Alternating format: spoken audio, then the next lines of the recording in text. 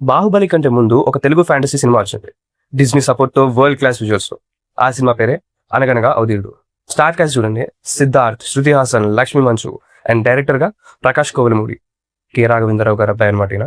So Disney India first time Telugu సినిమాల్లోకి enter అయింది. And నాకు ఇంకా గుర్తు 2011 సంక్రాంతి రేస్ లో ఉన్న ఈ సినిమా.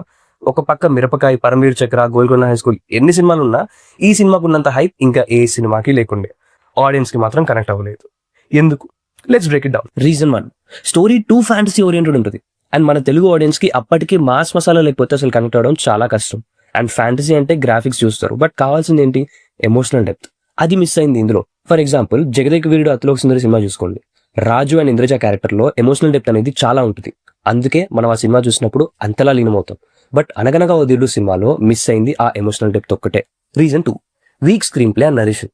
విజువల్స్ బాగున్నా కానీ స్టోరీ టెలింగ్ లో డెప్త్ ఉండదు. స్లో సీన్స్ ఉంటాయి అండ్ ప్రెడిక్టబిలిటీ చాలా ఉంటుంది. And reason 3, ahead of it's time. Baahubali తర్వాత ఆడియన్స్ లో ఫ్యాంటసీ టేస్ట్ బాగా పెరిగిపోయింది. కానీ ఇది 2011 లోనే రావడంతో ఆడియన్స్ యాక్సెప్ట్ చేయలేకపోయినారు. అనగనగా వదిలుడు ఒక bold attempt, but wrong time and wrong execution వల్ల అప్పుడు ఫ్లాప్ అయినా ఇప్పుడు మాత్రం క్లాస్ ఫాలోయింగ్ ని సంపాదించుకుంది. And one more thing, Manchu Lakshmi గారికి ఈ సినిమాతో నంది అవార్డు కూడా వచ్చింది ఫర్ బెస్ట్ విలన్.